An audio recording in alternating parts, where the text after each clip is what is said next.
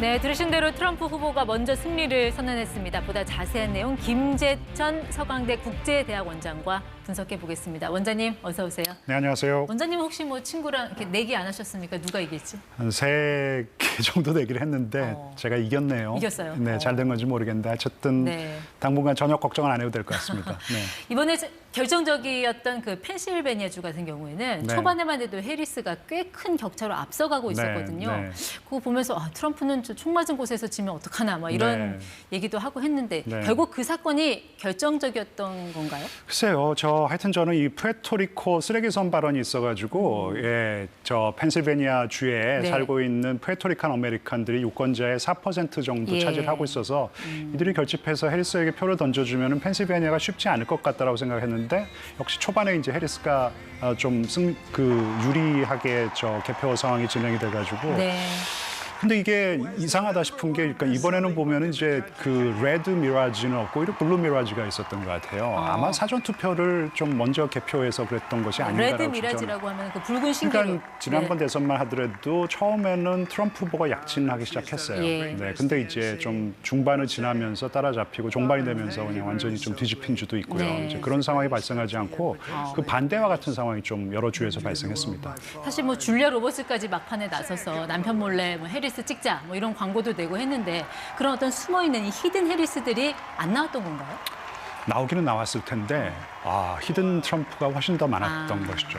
이 여론조사 기관이 이번에도 큰 실패를 맛보게 됐습니다. 네. 알겠습니다. 사실 미국 대선 결과는 시장이 먼저 알려주더라고요. 돈은 거짓말을 하지 않는다고 뭐 비트코인 가격 급등하고 환율도 뭐 1,400원 턱 밑까지 치솟았거든요.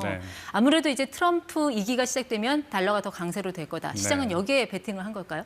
그렇죠. 네, 비트코인도 그렇고 그다음에 테슬라 주가도 사실 어제 확 오르더라고요. 머스크가 지지를 했으니까. 네, 그리고 이제 폴리 마켓이라 그래가지고 이제 그 도박 사이트에서도 보니까 해리스 쪽이 조금 올라가다가 선거 임박해서 그제 보니까 다시 이제 트럼프가 한 62% 정도까지 저도 이제 오차 범위 내에서 말씀드리는 겁니다. 올라가는 거 보고 트럼프가 이기나 이제 좀 그런 생각이 들긴 했습니다.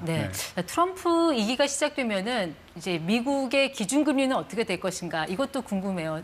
파월 의장을 뭐 바꿀 수도 있다 이런 말을 서슴지 않게 했잖아요. 바꿀까요? 그게 가능할까요? 그게 이제 여태까지 미국에서는 사실 이 연준의 중립성을 보장해주는 것은 정말 전통이었었거든요. 예전에 이제 빌 클린턴 대통령도 뭐 그린스팬 연준 의장이 화가 나가지고 뭐 바꾼다 그랬었는데 오히려 혼나고 나왔다고 그러더라고요. 근데 뭐 트럼프니까 잘 모르겠지만 하지만 파월 의장이 지금 또 이제 금리 인하를 또 단행할 수 있고 그런 선거가 끝난 다음이니까 오히려 이제 트럼프에게 유리한 상황이 발생할 수도 있으니까 파월 의장 해임까지는 좀 지켜봐야 될 것 같아요. 그러니까 파월 의장의 뭐 해임 여부를 떠나서 최근에 시작된 금리 인하의 기조가 트럼프의 당선으로 바뀔 가능성도 있을까요? 저는 없다고 생각하고요. 기본적으로 연준은 철저하게 경제 논리에 의해서 결정을 내리지 정치적인 입김을 작용하지 않는다고 생각합니다. 근데 트럼프는 자국의 이익 앞에서는 행동에 나서기 전에 일단 말폭탄을 던져서 이익을 극대화하는 경우가 종종 있었잖아요. 가장 걱정되는 게 지금 관세거든요.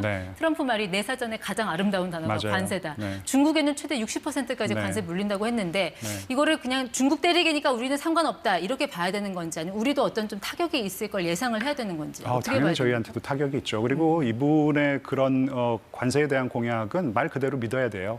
2016년 대선에서 승리하고 대통령이 됐었을 때 관세에 대한 공약은 정말 그대로 하나도 어김없이 그냥 다 그러니까 공약을 지킨다는 측면에서 굉장히 이제 훌륭한 정치인이 아니었을까 싶을 정도로 그래서 당연히 중국에게 그렇게 많은 관세를 또 부과하고 일반 관세도 10% 뭐 15% 올린다 그러니까 이것은 뭐 한국의 어떤 그 통상 관계에 있어서도 악영향을 끼치는 것은 분명하죠. 근데 이제 상대적으로 중국과 경쟁 관계에 있는 우리나라의 뭐 알루미늄이라든지 철강 이런 거는 중국의 고유 관세를 부과하면 오히려 우리는 반사이익을 얻을 수도 있다라는 전망도 있던데 우리가 상대적으로 좀 수혜를 받을 업종 이런 것도 있을까요? 일단 피해를 볼 업종은 좀 많이 보이는데 저희가 진출했던 자동차 산업이라든지 네. 뭐 전기 자동차 뭐 그리고 2차 배터리 사업 같은 경우에는 그 인플레이션 감축 법안을 완전히 폐지하지는 않더라도 일정 부분 손을 보겠다라는 것이기 네. 때문에 좀 피해를 볼 수가 있고 반도체 그 칩스 액트는 안 건드릴 줄 알았는데 네. 그것도 좀 건드리겠다는 거 아니겠습니까? 그러니까 이번 그것도 네. 관세예요. 그러니까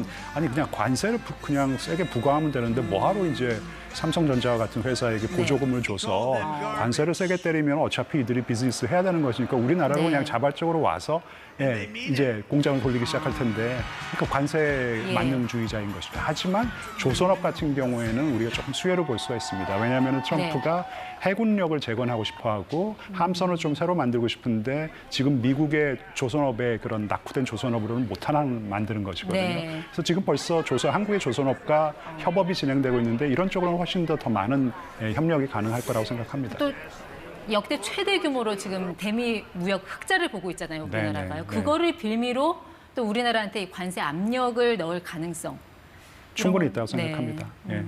관세를 제일 먼저 가지고 올 거예요. 알겠습니다. 기승전 관세라고 생각합니다. 물론 관세 영향도 있지만 반도체 산업 같은 경우는 우리가 그 바이든의 보조금을 믿고 삼성과 SK 하이닉스가 현재 이미 투자를 집행을 하고 있잖아요. 근데 이제 트럼프 2기가 들어서면은 이것 또한 틀어지는 게 아닌가. 이 업체들도 긴장할 것 같아요. 대폭 삭감될 수 있다고 생각해요. 그렇게 되면 우리 반도체 산업에 미치는 영향도 뭐 악영향을 미치겠죠. 근데 사실 트럼프는 자국의 이익 앞에서는 동맹국하고 적고 그냥 막 섞어버리잖아요. 앞으로 이제 이 대북 관계를 어떻게 가져갈 것인가 이 부분도 관심인데 트럼프하고 김정은이 다시 마주 앉아서 대화하는 모습 상상해도 될까요? 충분히 가능하다고 생각합니다. 일단 그 독재 국가의 이 지도자와도 기본적으로 만나서 대화를 해야 된다라는 것이 이 트럼프의 입장이기 때문에요. 특히 이 북한은 어마무시한 핵무기 국가가 됐음을 인정해야 된다는 것이고 그런 국가의 지도자와 좋은 관계를 유지하는 것이 뭐가 잘못됐냐라는 것이에요. 그러니까 위기 관리 차원에서 일단 김정은과 이 정상 외교를 재가당할 수 있을 거라고 생각합니다. 그 핵 위기를 관리한다라는 거는 어떻게 보면 북한의 핵 그 보유국 그 지위를 인정해준다는 그것 때문에 그렇죠. 사실 우리나라에서도 뭐 핵무장론 이런 게 다시 고개를 들 가능성. 당장 내일서부터 핵무장을 해야 된다라는 어떤 그런 여론이 들끓기 시작할 거라고 생각합니다.